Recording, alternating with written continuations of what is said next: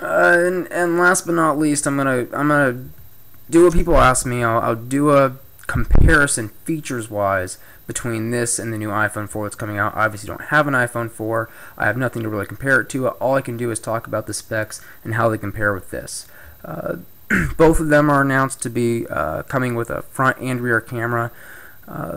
The rear camera on this is an 8 megapixel camera. The rear camera on the iPhone 4 is going to be a 5 megapixel camera, and really I don't think it matters. I think Steve Jobs really nailed it at his keynote speech when he said people keep trying to put more megapixels in there, and really what matters is what you do with it.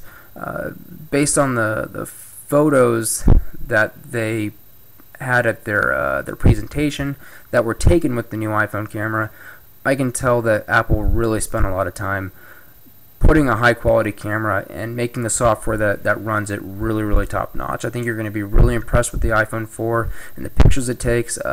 Both this and the iPhone will take 720p high definition video.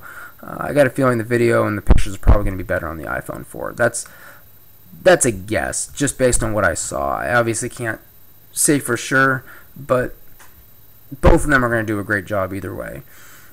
This definitely doesn't replace my point and shoot, unfortunately. I have an SD780IS that I use for taking high-def video and taking pictures, and this doesn't match up to it, but it's a good replacement in a pinch. Screen density, that was a big thing, kind of one of the areas where iPhone's been hurt in the last couple years. The screen resolution on this is not as high as this or some other Android devices on the market. But iPhone really came out of the gate swinging this year.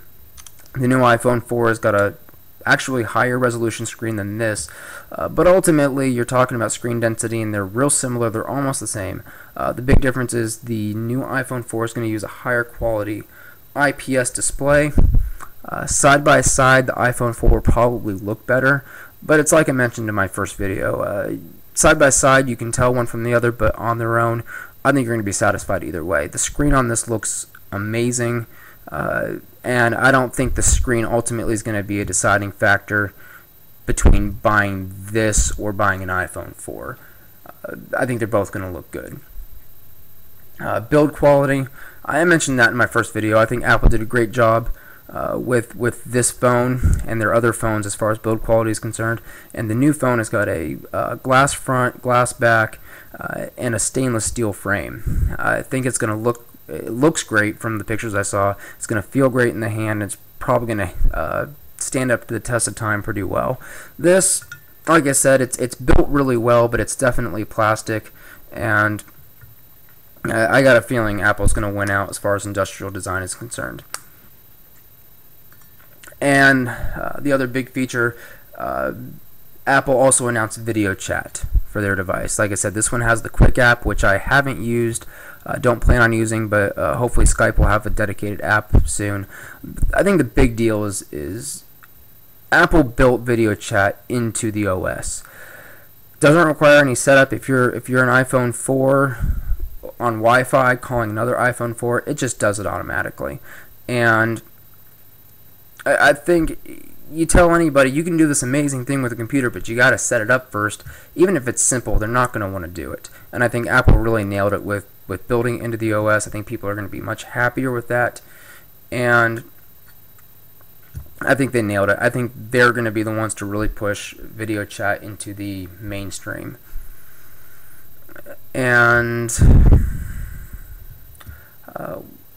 you know, one of the things I noticed when comparing the platforms, Apple's really making a strong case as far as their closed system goes. They've got great software, they've got great hardware, but again, it's closed. Freedom and choice matters to some people in their phones. It matters to me. That's why I made the switch, and I've got no regrets in the switch that I made personally.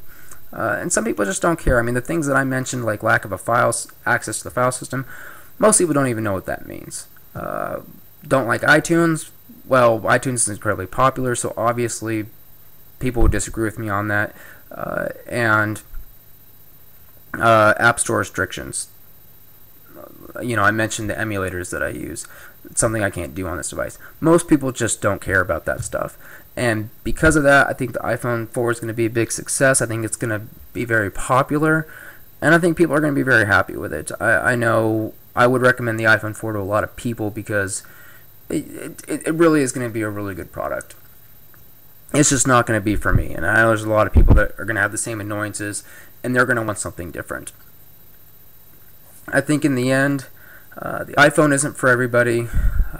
Android phone isn't for everybody, and you got to make your decision. I just hope that my video here helps give you an insight into the differences between the two, how my experience has been transitioning between the two of them, and hopefully helps you guys make a decision. So, hope you guys enjoyed this video, and thank